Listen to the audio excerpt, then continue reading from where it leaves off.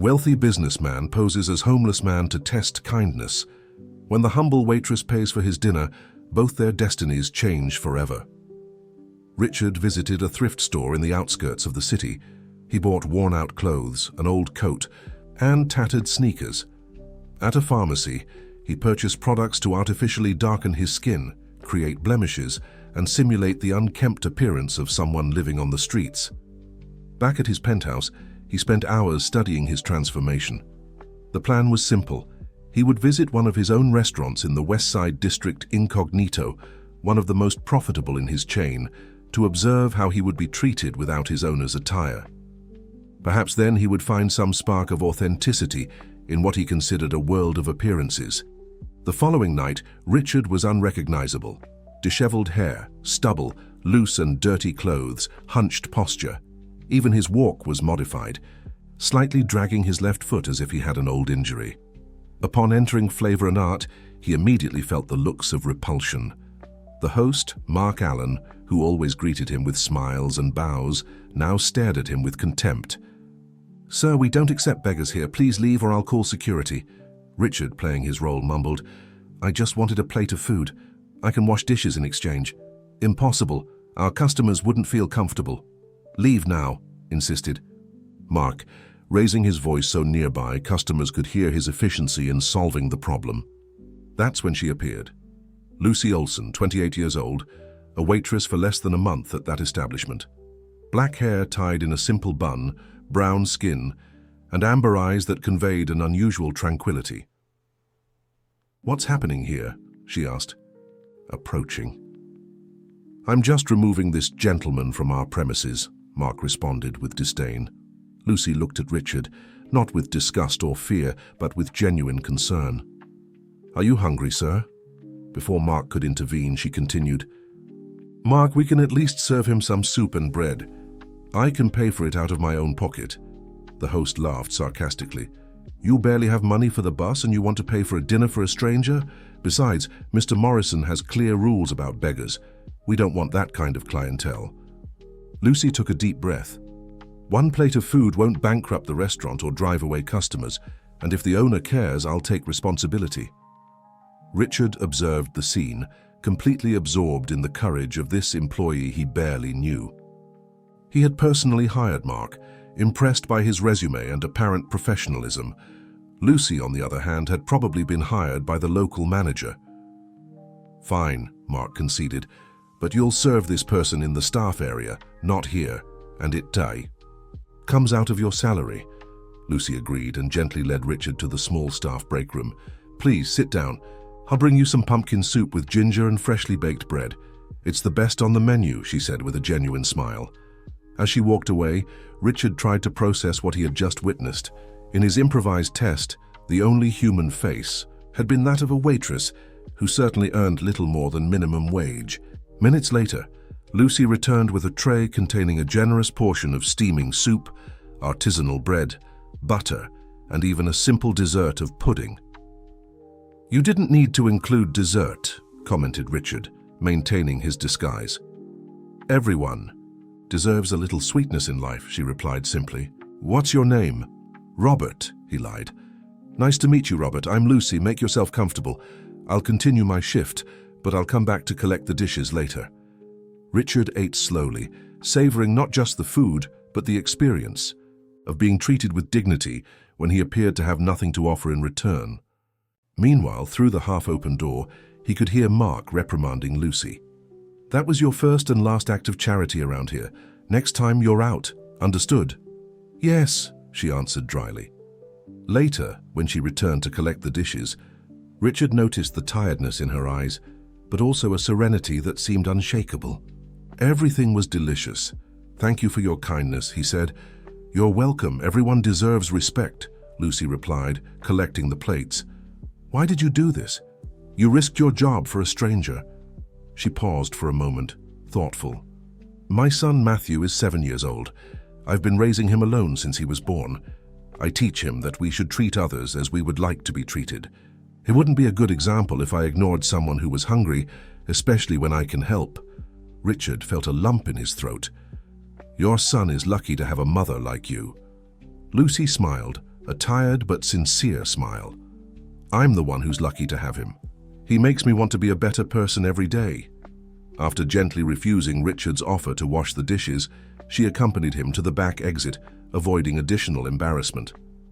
"There's a shelter 2 blocks from here, on Maple Street. They serve breakfast at 7 a.m. "Thank you again, Lucy.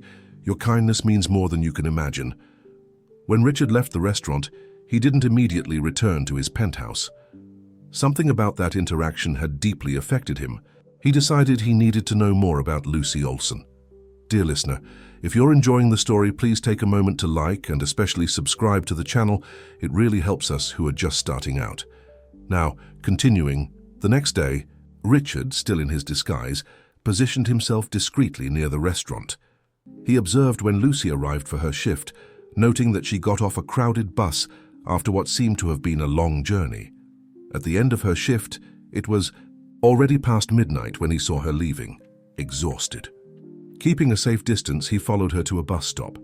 She waited almost half an hour until an almost empty bus appeared. Richard took a taxi and instructed the driver to discreetly follow the bus.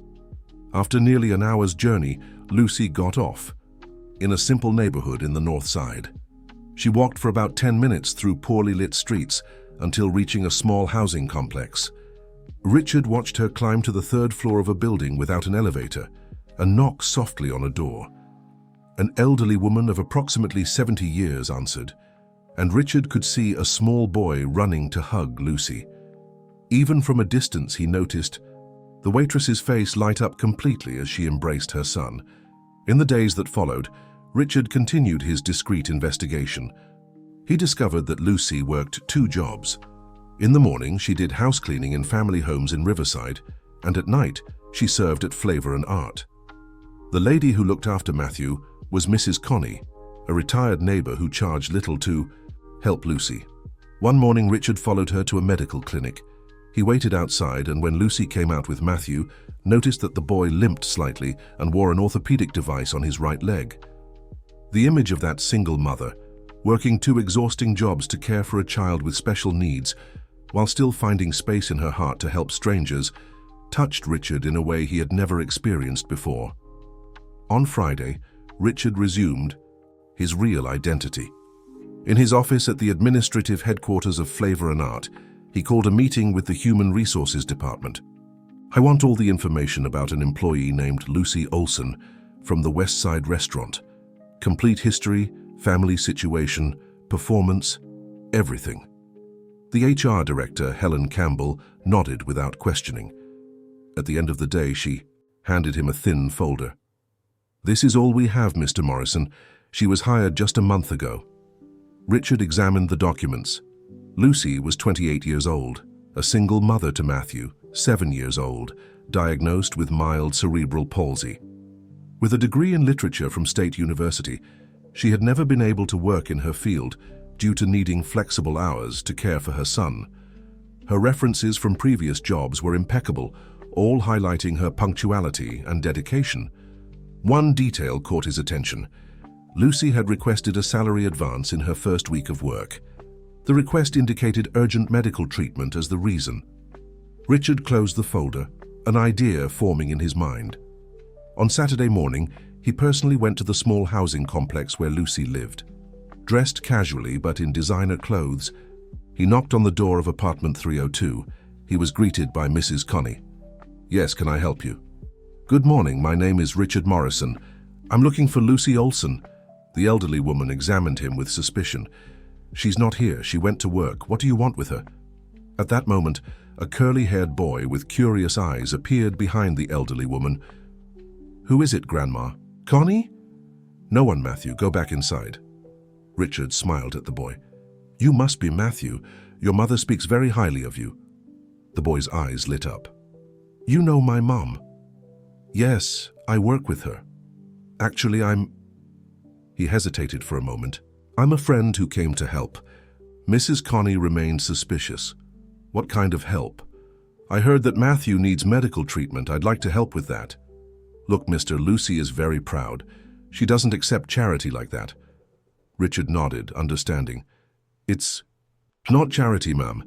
It's an opportunity we're offering to company employees, a supplemental medical assistance program. The elderly woman's suspicion diminished slightly. Well, she'll be back only at night. She works cleaning houses during the day and at the restaurant at night. I understand. Could you please give this to her? Richard extended an envelope. It's information about the program and how she can sign up. Inside the envelope was a letter explaining about a fictional special medical assistance program and a check for $15,000 as an advance for urgent medical expenses, signed by the E. company, not by him personally. I'll give it to her, mister. Richard thanked her and before leaving crouched to Matthew's height. It was a pleasure to meet you, young man. Your mother is very proud of you, did you know that? The boy smiled shyly. Will you come back? The innocent question caught Richard by surprise. If your mother allows, yes, I will. During the following week, Richard kept his distance. He wanted to give Lucy time to process the unexpected help. However, through the company's internal system, he monitored whether she had deposited the check. To his surprise, 3 days passed and nothing happened. Intrigued, he decided to resume his disguise as Robert, the homeless man. On Thursday night, he presented himself again at the West Side restaurant.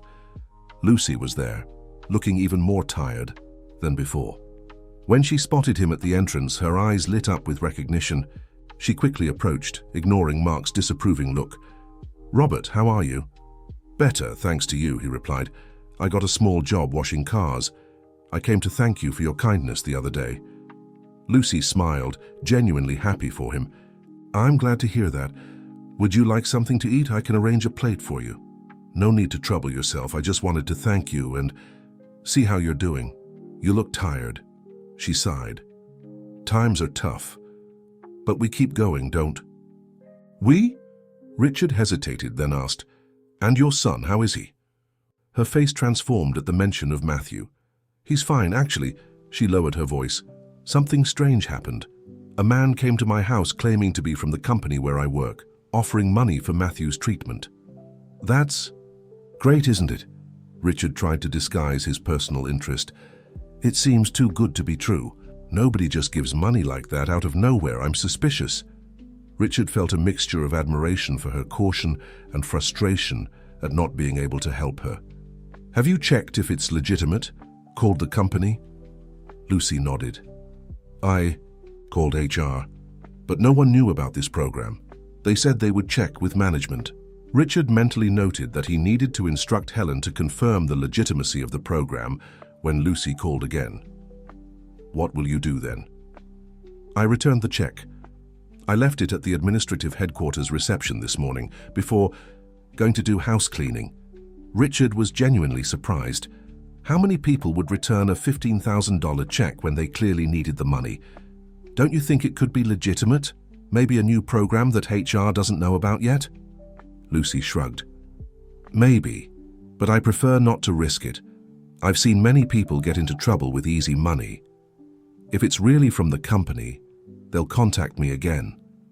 At that moment, Mark approached. Lucy, table 15 is waiting for service. And as for you, he addressed Richard, I've already asked you once not to come in here. He's just leaving, Lucy quickly intervened, and I'm going to attend to table 15 now. Before they parted, Richard lightly held Lucy's arm. Thank you for everything. You deserve good things in life. She smiled, that tired but sincere smile that he was beginning to deeply admire. Take care, Robert. As he left the restaurant, Richard made a decision.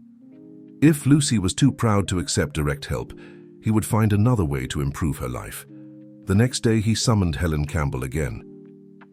The Special Medical Assistance Program does exist, and I want you to personally inform Lucy Olson when she calls again.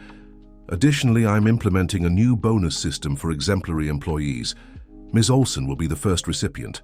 Helen looked confused. Mr. Morrison, I don't recall any program. Now there is one, interrupted Richard. Prepare the necessary documents, and I want a complete evaluation of the West Side restaurant manager and host, Mark Allen. I have reason to believe that the work environment there is not in accordance with our values. The following week, Lucy received a formal call from the HR department informing her about her selection for the Special Medical Assistance Program and also about a bonus for exceptional performance. This time, Helen personally explained all the details, leaving no room for doubt about the legitimacy of the offer. Still reluctant, but with no alternatives for Matthew's increasingly urgent treatment, Lucy accepted. With the money, she managed to schedule an orthopedic surgery that the doctor had been recommending for years, but which the public health system continually postponed. Richard, keeping his distance, followed everything through reports he requested from Helen, always with the excuse of monitoring the effectiveness of the new program. 2 weeks after Matthew's surgery, Richard decided to make his next move. He called a surprise meeting at the West Side restaurant, something he rarely did. He arrived without warning in the middle of a busy Friday dinner service. The manager, Paul Reynolds, almost choked when he saw him walk through the main doors. "Mr. Morrison, what a surprise! If we had known about your visit, we would have prepared an appropriate reception." Richard smiled politely. That was the idea, Paul, to see how things work day to day without special preparations. The restaurant was full, with several local celebrities and influential business people, the target audience of the establishment. Richard walked through the dining room, greeting some acquaintances, while discreetly observing the team's operation. He noticed Lucy serving a distant table. She didn't recognize him. After all, she had never seen Richard Morrison in person, only Robert, the homeless man. He noticed how she treated customers with genuine attention, even those more arrogant ones, who barely raised their eyes to thank her. After circulating through the environment, Richard requested an immediate meeting with the entire team in the staff area. The manager tried to argue that it was a busy time, but Richard was inflexible. "Ladies and gentlemen," he began when everyone was gathered, "I am Richard Morrison, owner of the Flavor and Art chain. I'm here today because concerning situations regarding this unit have come to my attention." A tense silence took over the room. Richard continued, "Our company is not sustained only by culinary excellence, but by the human values we preach. Respect, dignity, and empathy are not just pretty words for our marketing material.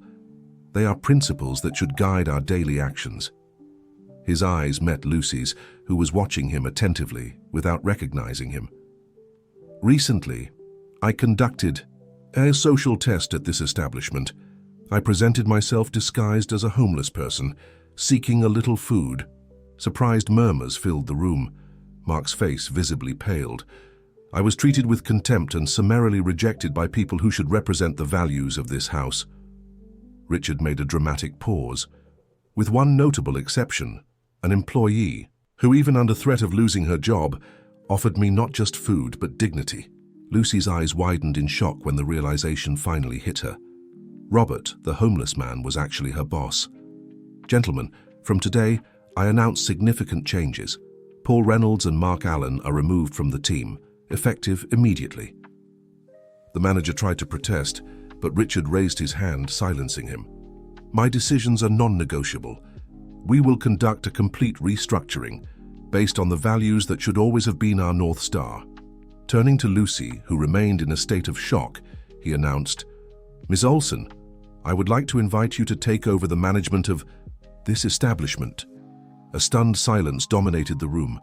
Lucy opened and closed her mouth several times, unable to articulate a response.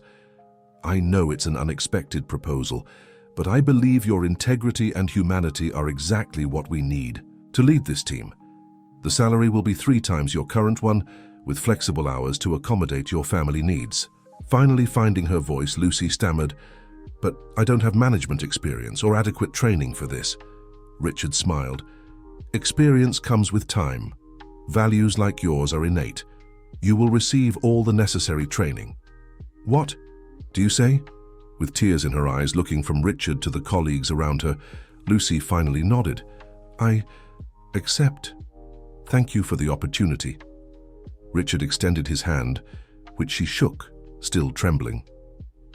"Welcome to your new role, Madam Manager." Dear listener, if you're enjoying the story, please take a moment to like and especially subscribe to the channel. It really helps us who are just starting out. Now continuing, Lucy's first weeks as manager were challenging. Many employees, especially those closer to the former manager, resisted her guidance. Regular customers, accustomed to Paul and Mark, questioned the presence of that waitress in charge. Richard maintained constant contact, guiding her remotely and periodically visiting the restaurant to provide support. During these visits, Lucy began to know him better and discovered that behind the imposing billionaire was a man seeking meaning beyond money. "Why did you do that social test?" she asked one afternoon while they reviewed the month's numbers in her new office, the same that previously belonged to Paul. Richard hesitated, seeking the right words. "I was tired of relationships based only on what I possess, not who I am. I wanted to find authenticity in a world that seems to value only appearances." Lucy observed him with those penetrating amber eyes that seemed to see beyond the surface. "And did you find what you were looking for?" "I found something I didn't know I was looking for," he answered, holding her gaze. The moment was interrupted by Lucy's assistant, informing about a dissatisfied customer in the dining room. Richard admired the immediate transformation in her posture, from a vulnerable woman in a personal conversation to a confident manager ready to solve problems. In the months that followed, the West Side restaurant underwent a metamorphosis. Under Lucy's leadership, the team became more cohesive and welcoming. She implemented initiatives such as the Solidarity Meal. For every 10 meals sold, one was donated to people in vulnerable situations. Surprisingly, the clientele did not decrease with these changes. On the contrary, the establishment gained a reputation for social responsibility that attracted a conscious public, willing to pay for experiences that combined culinary excellence with human values. Matthew, recovering from surgery, frequently visited the restaurant after school. The staff adored him, and the boy charmed customers with his vivacious intelligence and insightful comments about the dishes. During one of these visits, Richard found him alone in the kitchen, watching fascinated as the chef prepared a sauce. "Do you like cooking, Matthew?" he asked, approaching. The boy, who had already gotten used to the businessman's presence, replied enthusiastically, "I love it. I want to be a chef when I grow up, or an astronaut, or both, the first chef in space," Richard laughed. "Knowing your determination and your mother's, I wouldn't doubt it at all." "Mum says you changed our lives," commented the boy, with the typical frankness of children. "Before, she used to cry hidden at night. Now she smiles even when she's tired." The innocent comment deeply affected Richard. "Your mother is an extraordinary woman, Matthew. She's the one who changed my life, not the other way around." The boy tilted his head, thoughtful. "You like her, don't you? The way princes like princesses in stories." Richard felt his face warm, surprised by the child's insight. "What makes you think that?" "Your look. It's just like Uncle Charles when he looks at Aunt Julia in the TV show that Grandma Connie watches." At that moment, Lucy entered the kitchen. "Matthew, what did we agree about being alone near the stoves?" "I'm not alone, Mom. I'm with Uncle Richard, and we were talking about how beautiful you are when you smile." Lucy blushed intensely. "Matthew, that's absurd." "I'm sorry, Mr. Morrison. He sometimes makes things up." Richard smiled, looking at her with an intensity that made Lucy look away. "Don't worry, and actually your son is quite observant." The atmosphere between them changed after that episode.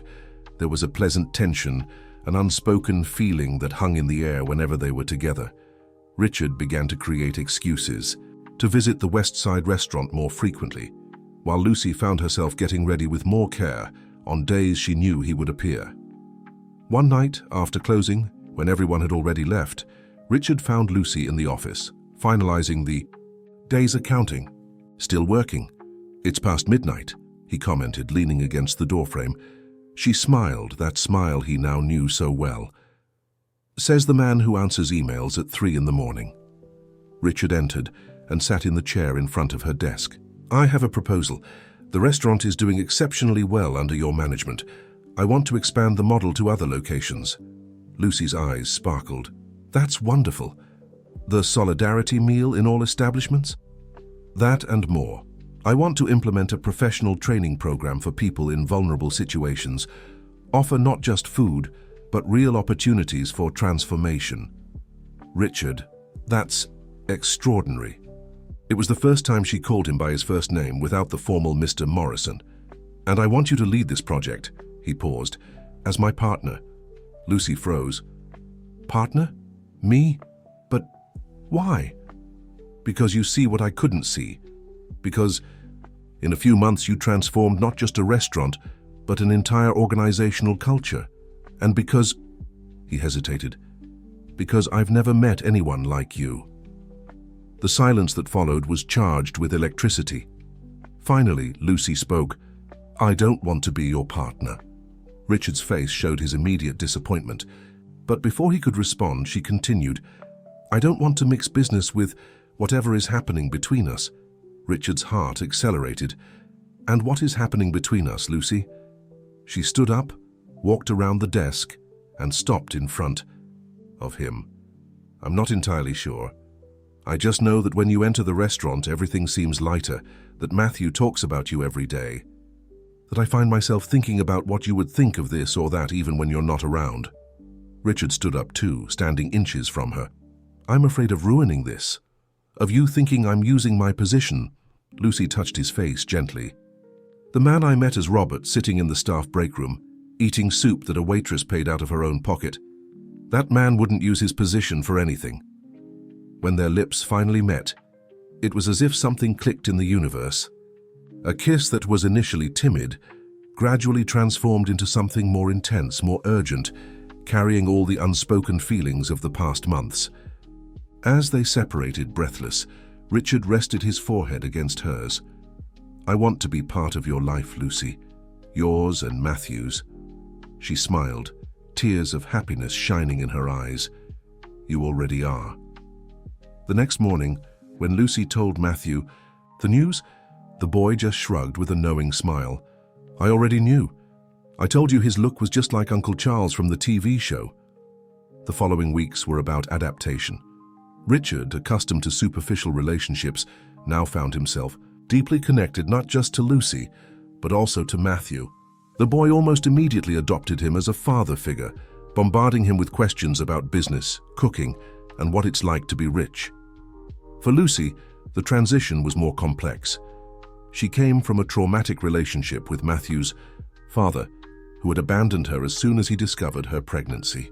Additionally, there was Richard's world, luxurious, sophisticated, so distant from her reality. The first time he took her to dinner at a five-star restaurant, she spent the night researching table etiquette.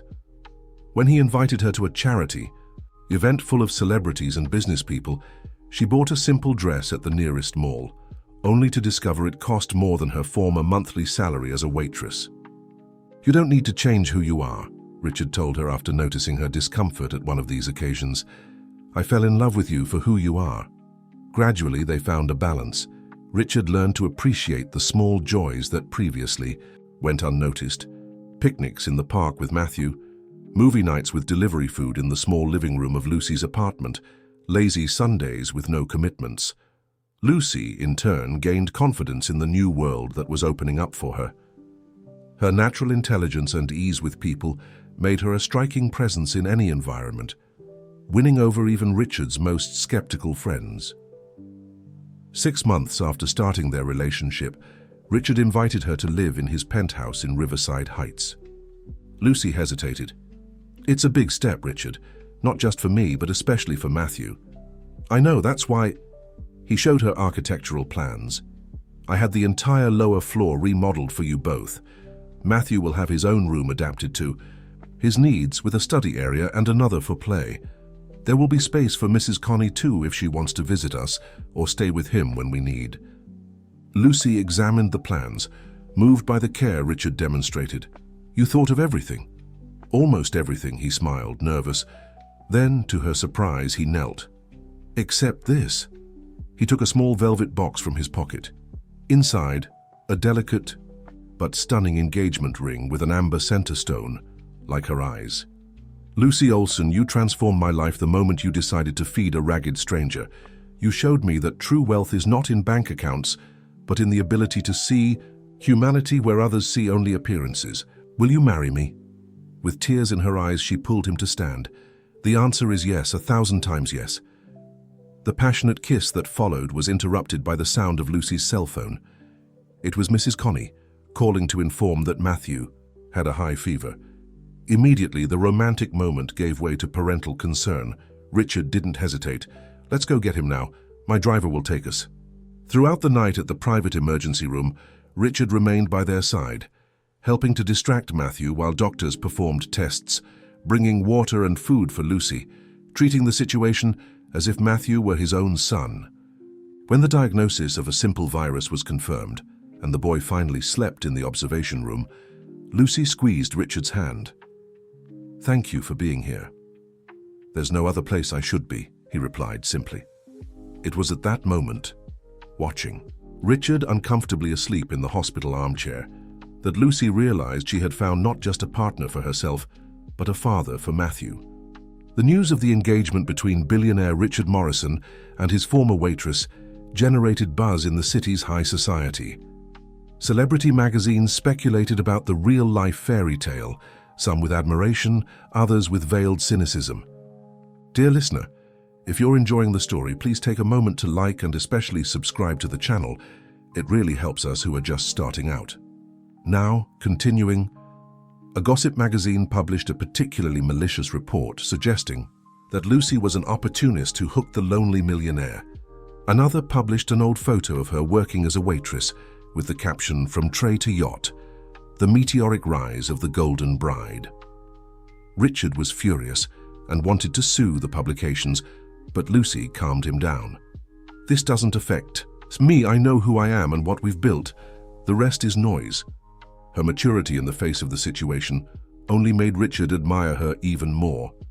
In an exclusive interview with a respected financial newspaper, he made a point of telling the whole story of how he disguised himself as a homeless man and was treated with dignity by Lucy when everyone else rejected him.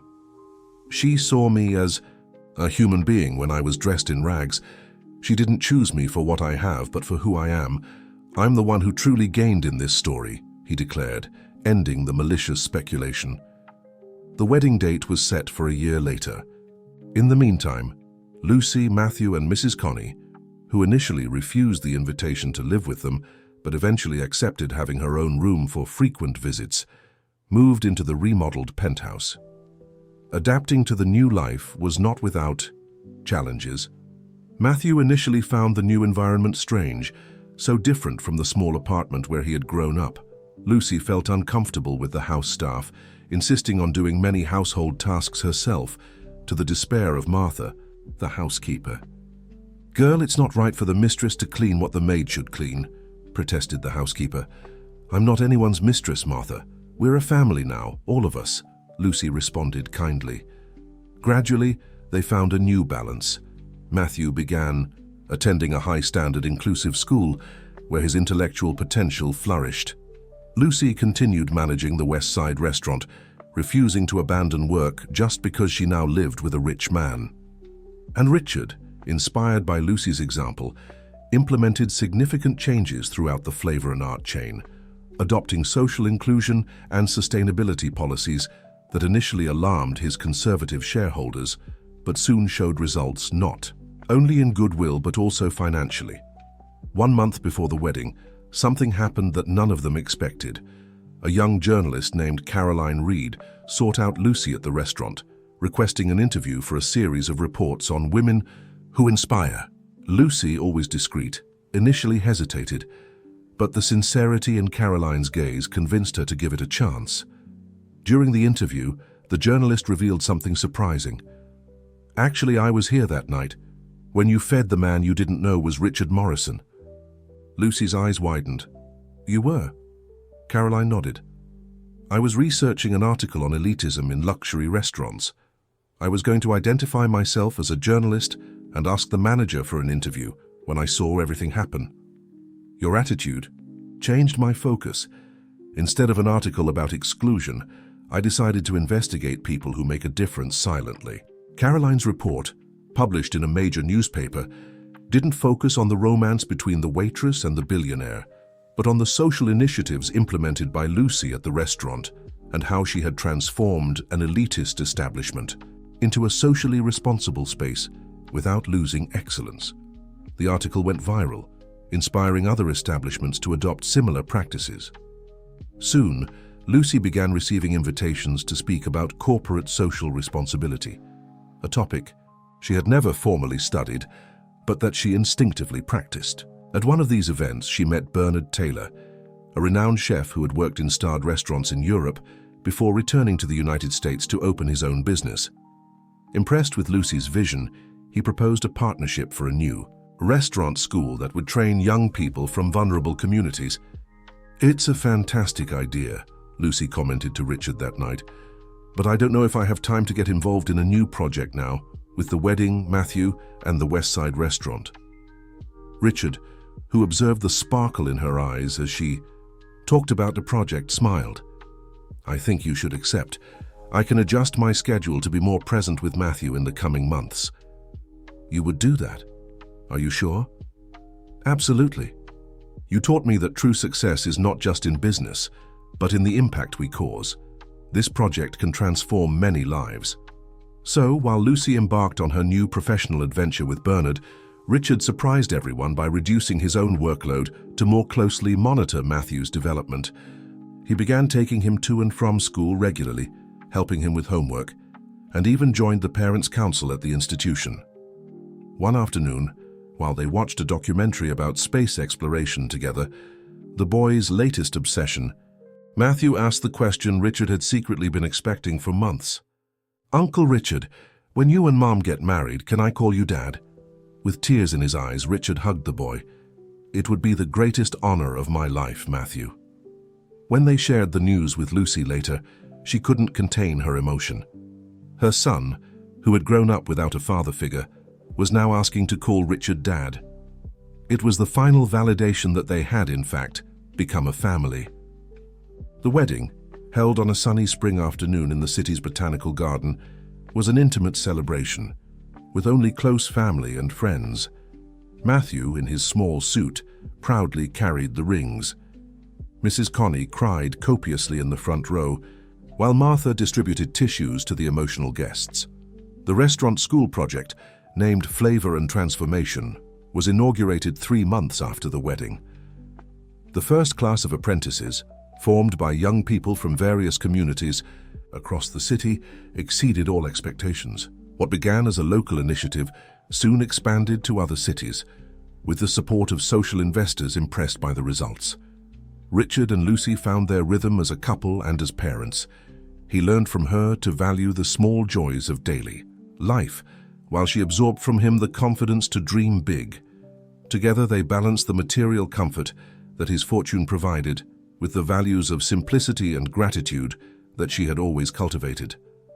Matthew flourished under the care of both. His physical condition constantly improved with proper treatment, and his brilliant mind found stimulation both at school and at home, where Richard and Lucy encouraged his natural curiosity. On their first wedding anniversary, Richard surprised Lucy with a trip to the Caribbean, a destination she had always dreamed of visiting. They left Matthew in the care of Mrs. Connie and Martha, who now formed an inseparable duo of foster grandmothers. On the balcony of their beachfront bungalow, while watching the sunset paint the sky orange and pink, Richard handed Lucy a small package. Inside was a miniature replica of the soup bowl, the same one she had served him when they first met. "So we never forget how it all began," he said. Lucy, with tears in her eyes, took from her pocket her own gift, a small box containing a positive pregnancy test. Richard looked from the test to Lucy's radiant face, speechless. "It seems our family is going to grow," she whispered.